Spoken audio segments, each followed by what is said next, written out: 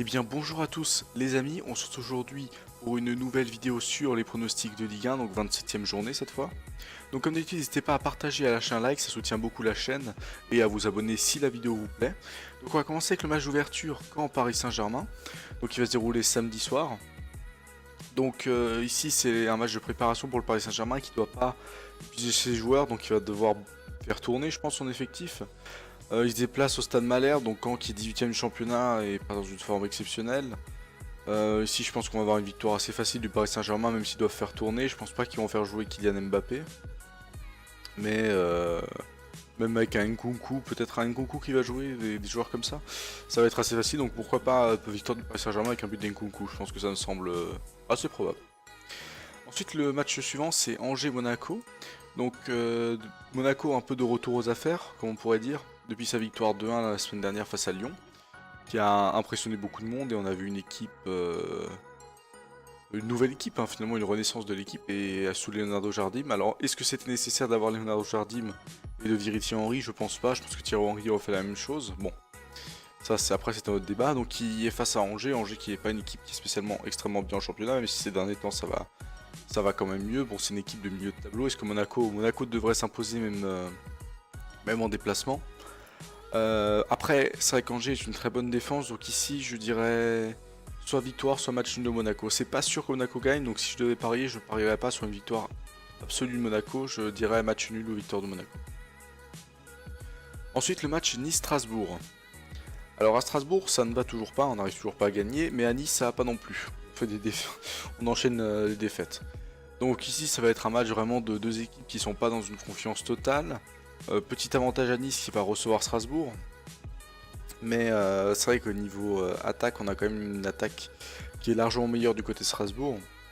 On arrive plus facilement à marquer des buts à l'image de Libo Motilba qui fait vraiment une saison exceptionnelle. Ici, je pense que Strasbourg devrait s'imposer normalement. Somme toute logique. Je vois très mal un match nul entre Nice et Strasbourg. Parce que je pense que ça va être vraiment une des deux équipes qui va se relancer dans ce match, alors laquelle ça va être. Moi je pense personnellement que ça va être Strasbourg.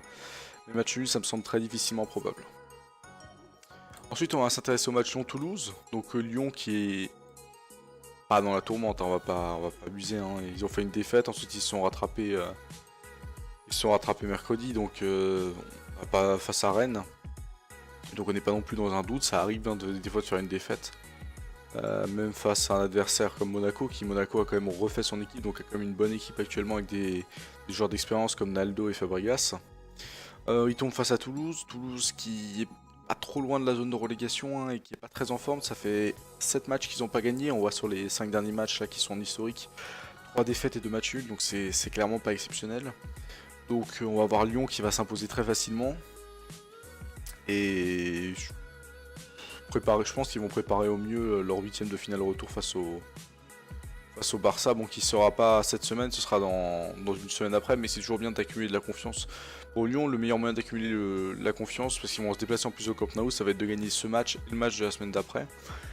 Et après on verra ce qui se passe. Donc ici, victoire assez facile de Lyon et peut-être assez large.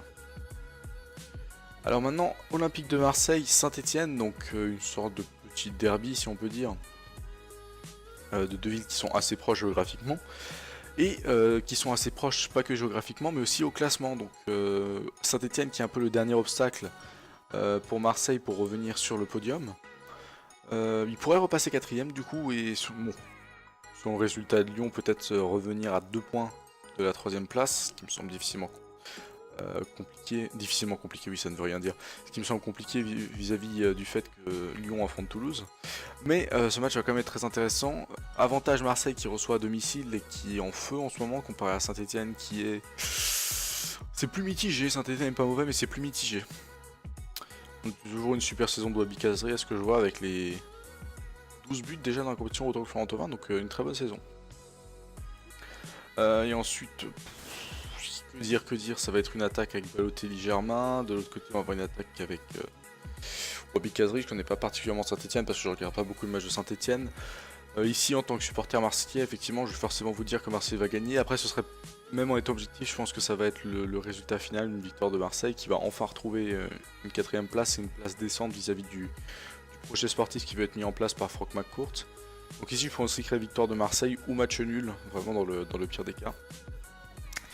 Donc voilà, j'ai fini cette vidéo pronostic. J'espère qu'elle vous a plu. Donc comme je l'ai dit en début de vidéo, n'hésitez pas à like, à vous abonner et à partager. Tout ce qui peut soutenir la chaîne, ça m'aiderait beaucoup à continuer et pourquoi pas à améliorer mon format de vidéo. Donc on se dit à très vite. Ciao ciao.